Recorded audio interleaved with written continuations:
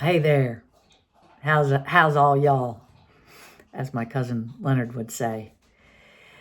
Oh boy. Well, I'm back from Molokai. It's been a difficult re-entry. Going from a beautiful, very isolated island in the middle of the Pacific Ocean to the middle of an urban crush that is Seattle.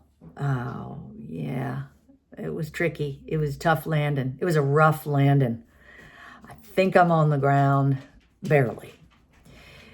I wanted to speak a little to something that I thought might be of value, and may what I say be worthy of all y'all's attention. I think I want to always say that so that it's true.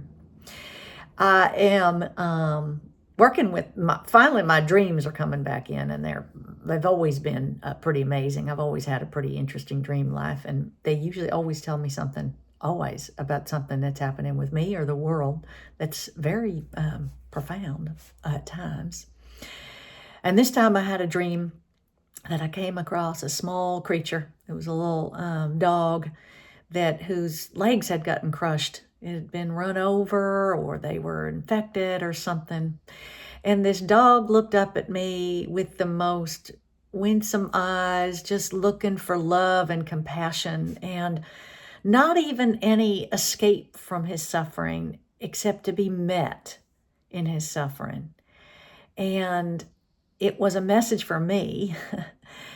And I think it's a message for all of us, or any of us, going through difficult circumstances with our health, with our physical health, which I sense is something that many of us are working with. I know it because I talk to people about it all the time. I hear about it all the time. It could be just because I'm getting old. But if you look at the data, us Americans aren't doing too well health-wise right now. And I've been on a long journey with my physical health. I had breast cancer when I was 30, and I developed something called lymphedema when I was 33, I don't know. And I've had all kinds of things. I had a hip replaced. My body has talked to me and spoken to me quite directly of the troubles I've caused her by my pushing and too much or being out of balance. And one thing I'm learning that the body really wants, and it's related to that song I wrote about love. Seeing everything that's coming towards you as love, including your body being uncomfortable and giving you trouble, is that this creature that carries us around, this beautiful, beautiful creature that carries us around, your body, my body, the vessel that holds all the stuff, all the blood, all the vision, all the taste, all the senses, this magnificent creature. We drag it around like it should just do what we want it to do all the time, no questions asked.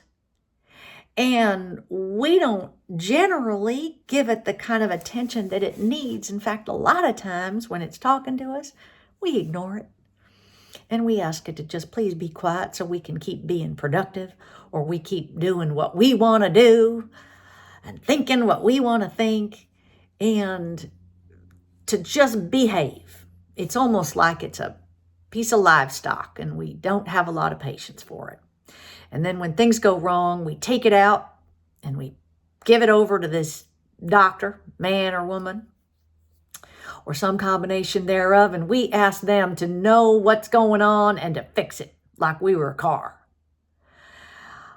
I don't know. My take is that for a very long time, I've found this arrangement between us and the folks that know a lot about bodies, the doctors, to be not quite as it should be. Because what's true is that we have a direct line to what's going on in our bodies. We often just don't listen at all and ask questions of the body in a way that it could respond to us. We will have many feelings, for instance, that we choose not to listen to for years and years and years and years, in my case. It gets all packed in and congested inside there and tense and tight. And then eventually it turns into something like an ulcer or a cancer or another thing. And it was just the body saying, Uncle, we've reached our limit. We can't store it anymore. We can't do something about it. Let's bring balance again. And so we have a healing crisis of some kind. And some people say that cancer, especially breast cancer, which is what I had, could be referred to as calcified sorrow. That feels right to me. That's about what it was for me, actually. So the wisdom I'm offering at this time is, let's not take any more shortcuts on this health business. When something comes up and things start to hurt inside the body, outside the body, but to the body, slow way down, lean in, and ask her. I talk to the body like it's a her. I think in some ways it's this tender being that we all have.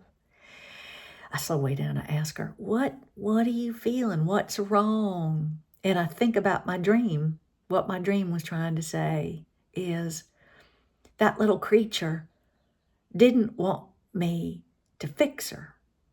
She just wanted me to stop, pick her up, wrap my arms around her, and ask her how she was feeling, and love on her, and have compassion for the suffering she was having.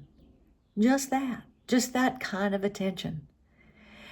And I sure do wish I'd done that most of my life, instead of going, gosh darn it, why aren't you working?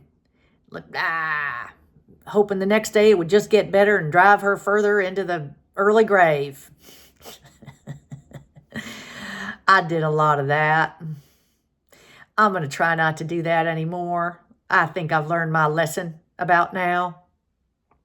I want to go into this sixth decade of mine being a more gentle, patient soul, starting with myself.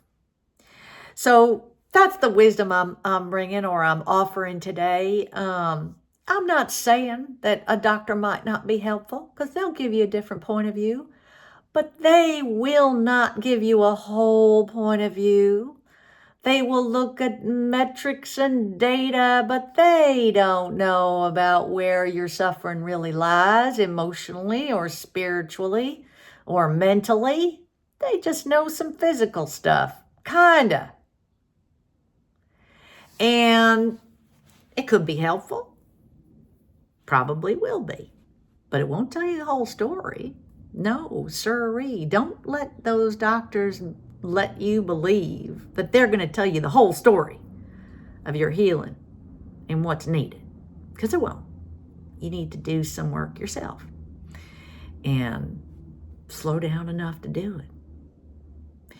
So, that's my plea. I'm doing it. I'm trying. I've been trying to do it for a while. I do think it's important. It goes back to this core idea of tenderness and acknowledging tenderness in this moment. Let's do that. Let's do that.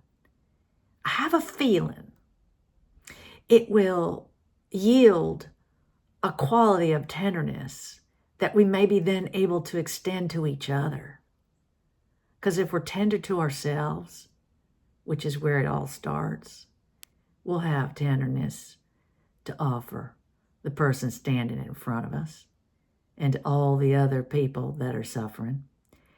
And even if someone's showing up in front of you and they don't look like they're suffering because they're yelling or they're throwing out a bunch of very dictatorial, controlling ideas, or they're exhibiting a kind of crazy that seems to have no compassion at all for others in the world, they're suffering. That's why that's happening. But they're not in touch with their suffering.